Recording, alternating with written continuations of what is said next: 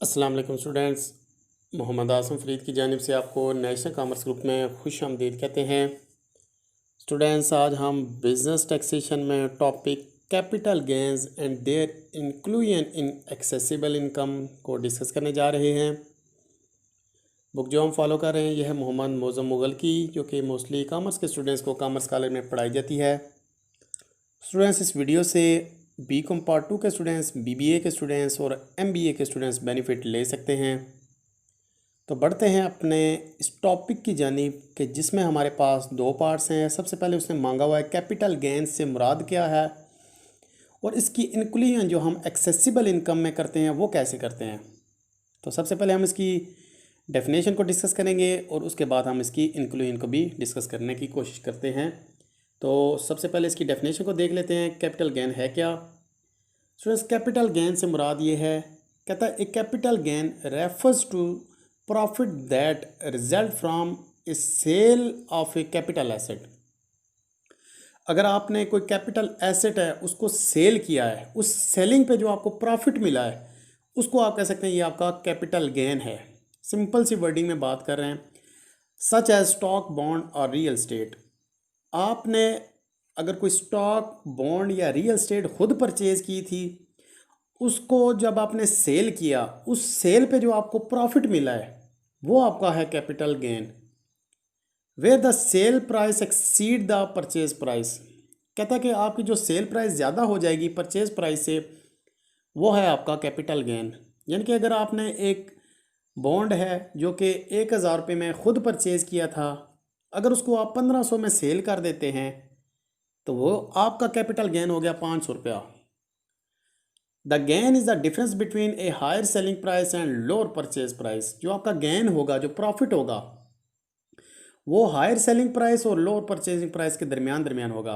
आपने जो purchase price पे की थी वो कम है और जो आपका सेलिंग प्राइस है वो ज़्यादा हो जाए तो उसके दरमियान जो डिफरेंस होगा वो आपका कैपिटल गेन हो जाएगा। दोबारा से हम अगर कहें कि रियल स्टेट की बात करें, अगर आपने कोई प्रॉपर्टी खुद परचेज़ की है, सपोज दैट आज से अगर हम बात करें कि 2-3 साल पहले आपने किसी जगह पे एक कनाल जगह परचेज़ की थी जिसका रेट टोटल हम अगर करें को 30 लाख में आपने परचेज़ की थी, खुद परचेजिंग प्राइस आपकी 30 लाख है, आपने उसको 2-3 साल बाद सेल कर देना है। 30 लाख की खुद परचेज़ करके अगर आप उसको 50 लाख में सेल कर देते हैं तो आपका जो कैपिटल गेन होगा वो 20 लाख रुपए हो जाएगा। यानी कि 30 लाख में खुद परचेज़ की, 50 लाख में उसको सेल कर दिया, तो 50 में से 30 को माइनस करें तो 20 लाख आपका कैपिटल गेन यानी कि प्रॉफिट हो जाएगा। इसी तरह से कहता है ए कैपिटल लॉस, लाजमी नहीं कि आपको हर दफ़ा कैपिटल गेन ही हो, कैपिटल लॉस भी हो सकता है। A capital loss arises if the proceeds from a sale of capital assets are less than the purchase price. इसी तरह से आपको लॉस भी हो सकता है कि अगर आपने कोई चीज़ खुद परचेज़ की थी, किसी वजह से उसकी प्राइस में कमी आ गई, तो आपने सेल जो की है वो कम प्राइस में की है, परचेज़ आपने ज़्यादा में की थी, तो आपको कैपिटल लॉस भी हो सकता है। यानी कि अगर आपने किसी जगह इन्वेस्ट किया था, आपने बॉन्ड किसी जगह से परचेज़ खुद किए थे 1,000 रुपये में और आपकी फोरकास्टिंग ये थी कि इसकी वैल्यू अप हो जाएगी, यानी कि 1,000 से ऊपर ऊपर हो जाएगी, लेकिन उसकी वैल्यू डी वैल्यू हो गई, 1,000 से नीचे आ गई, 800 रुपये में होगी। खुद आपने परचेज़ किया था 1,000 रुपये में, सेल करना पड़ा है आपको 800 रुपये में, जो आपको लॉस होगा वो 200 रुपये हो जाएगा। इसको कहते हैं कैपिटल लॉस। यानी कि अगर आपने कोई चीज़ खुद परचेज़ की है उसको ज़्यादा पैसों में सेल करेंगे, कैपिटल गेन है। लेकिन अगर आपने जो चीज़ परचेज़ की है खुद, उससे कम पैसों में सेल करेंगे तो ये कैपिटल लॉस भी आपका हो सकता है। ये था हमारा क्वेश्चन का पहला पार्ट कि हमने कैपिटल गेन को एक्सप्लेन करना था। उसके बाद हमने इंक्लूजन ऑफ एक्सेसिबल इनकम को डिस्कस करना है। उसमें हमारे पास स्टूडेंट्स 3 पॉइंट हैं, इसमें उसको भी देख लेते हैं कि इंक्लूजन हम कैसे कर सकते हैं। सबसे पहले स्टूडेंट्स है आपके पास, हम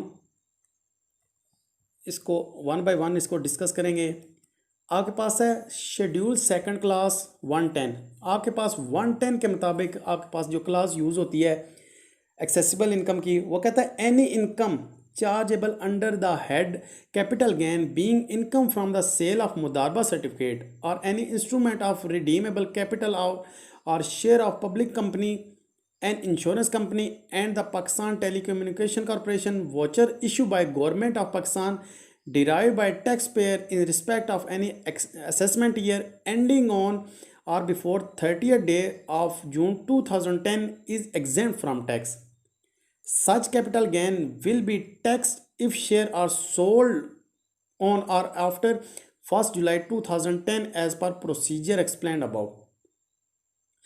स्टूडेंट्स, वो कहता है कि अगर आपने किसी जगह से मुदारबा को सेल किया है, यानी कि any income chargeable under the head of capital gain being income from the sale of mudaraba certificate, आपने मुदारबा सर्टिफिकेट को सेल किया है, और any instrument of redeemable capital और शेयर्स, कोई भी आपके पास रिडीमेबल कैपिटल है या शेयर्स हैं कंपनी के, इंश्योरेंस कंपनी है पाकिस्तान की या फिर टेलीकम्युनिकेशन की, या कॉरपोरेशन के वोचर जो इशू हुए हैं गवर्नमेंट की तरफ से, और वो टैक्स पेयर जो है उसको derive bye tax payer in respect of any assessment year ending on before 30th day of June 2010, अगर वो 30 जून 2010 से पहले पहले का है तो वो उस पर टैक्स नहीं लगेगा असेसमेंट ईयर में।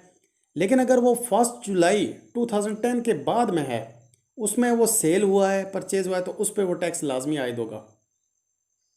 उसके बाद स्टूडेंट्स हमारे पास दूसरा जो केस आता है वो है शेड्यूल सेकंड क्लास 113। 110 पे तो आपके पास मुदारबा सर्टिफिकेट थे, शेयर्स थे, डिबेंचर्स थे, वाउचर्स थे। अगर 2010 से पहले पहले परचेज हुए हैं, सेल हुए हैं, तो उस पर कोई टैक्स नहीं है। 1 जुलाई 2010 के बाद हुए हैं तो उस पर टैक्स होगा।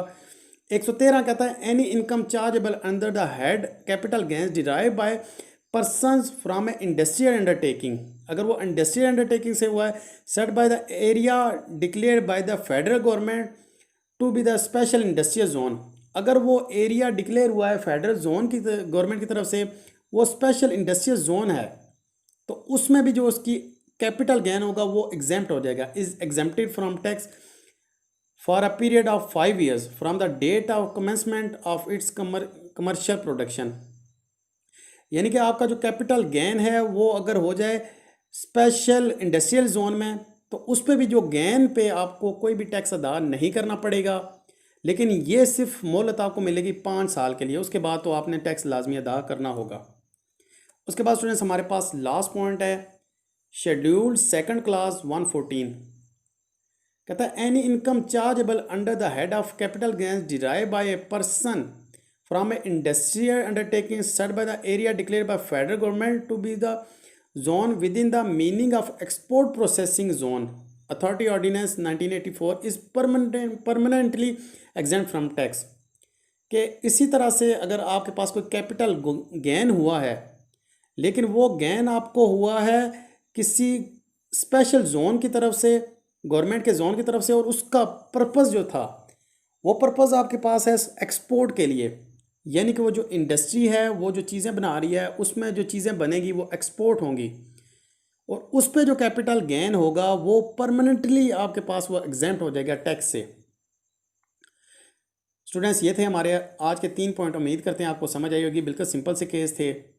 लेक्चर में किसी किस्म का कोई मसला हुआ तो आप लाजमी हमें कमेंट करके बताइएगा, फ़ोन करके बताइएगा, या आप हमें व्हाट्सएप पे मैसेज कर सकते हैं। नेक्स्ट वीडियो के साथ आपसे दोबारा मुलाकात होती है, तब तक